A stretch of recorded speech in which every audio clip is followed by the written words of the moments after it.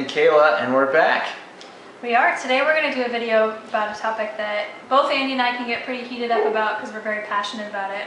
And we're calling it Hidden Child Abuse, Parental Alienation Syndrome. So we're going to be covering what it is, the spectrum that it can occur along, what it looks like in the child and the parents, and why it is child abuse. Yeah, absolutely. So let's start with the definition. So parental alienation syndrome occurs when there is a separation between parents, and then there is some devaluing, disdain, hurtful behavior from the child or a child towards one of the parents.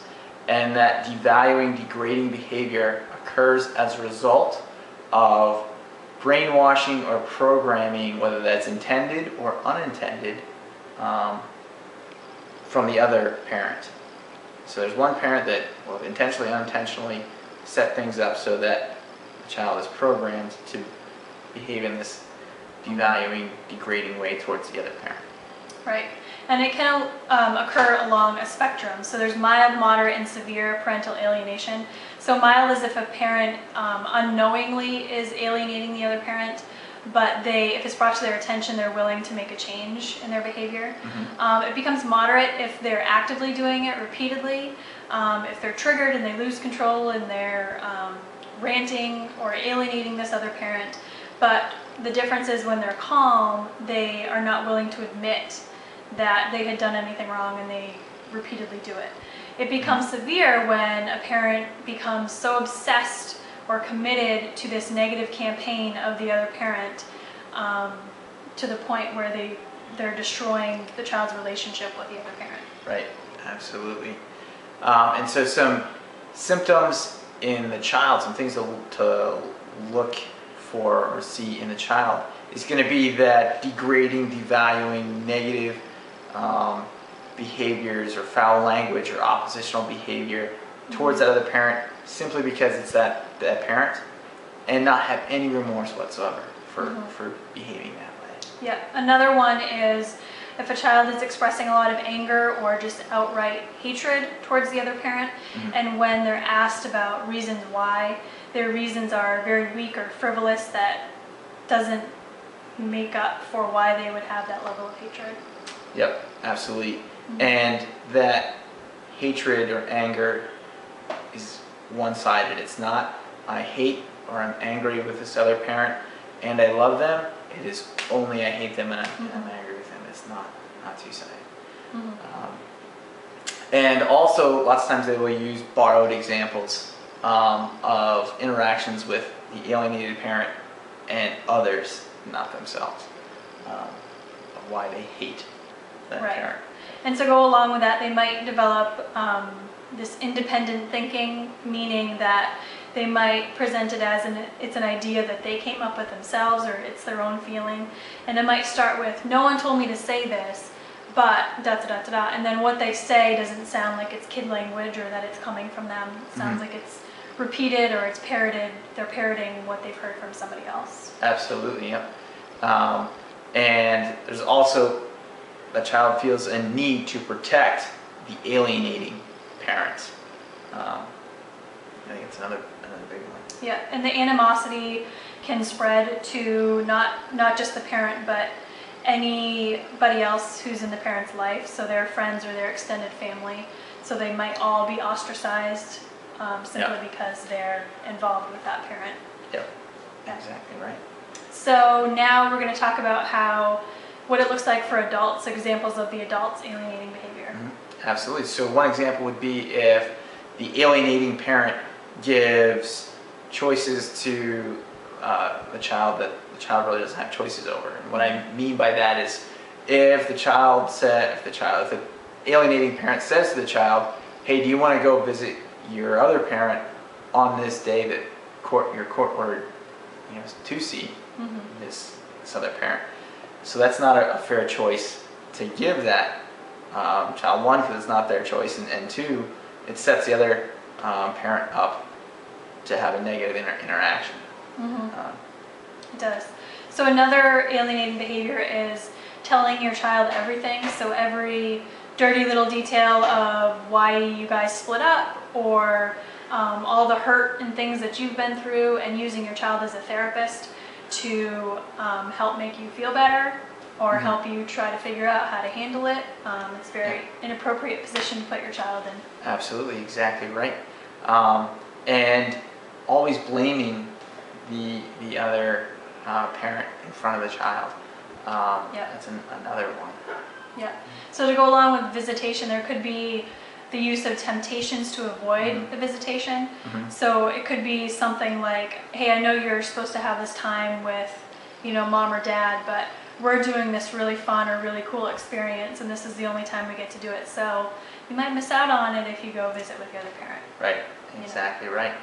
And another one would be when the child has an experience with the alienated parent, and now the child is sharing it with the alienating parent. The alienating parent starts acting hurt or sad, which can be really tough on the child, because either they may think they need to protect this alienating parent from these negative emotions, or they may think that, oh, I should have had a negative experience with this parent, so that's another reason why it's not so good. Yeah, another one is a parent being uncooperative.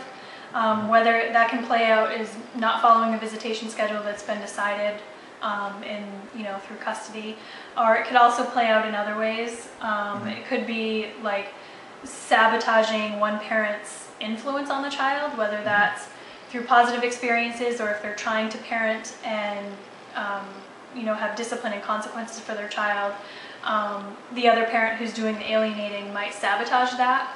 And make it look like the other parent's being too harsh on their kid, or it's undeserved, or they're not going to go through with it. So there's no co-parenting happening there. It's completely uncooperative. Absolutely. And the child is the one who's suffering. Yes, exactly right. And so I think a last example to kind of leave everybody with is when the alienating parent will twist an experience that the child had with the other parent, the alienated parent, into something that is traumatic. And what I mean by that is that the child may or may not even have this memory of this interaction with this alienated parent. And now the alienating parent presents it in such a way that the child now perceives it to be traumatic. And so that mind warp can be abusive and very, very traumatizing and difficult for the child to kind of work through. So I think that's a good segue into why is this abuse? Yeah, so parental alienation is considered child abuse. Both Andy and I as counselors truly believe that it's abuse. Absolutely. And it can be very hidden in some of the examples of behavior that we just talked about. And I mean, as a parent, you're setting up a model for relationships and love that your child will have currently and in the future. So if you are participating in alienating behaviors of one parent, you're teaching your child to use and abuse and bully other people. You're filling their heart with hate for another human being. And both parents play such an important role in a child's life, even if they're not, even if they don't get to be with both parents all the time.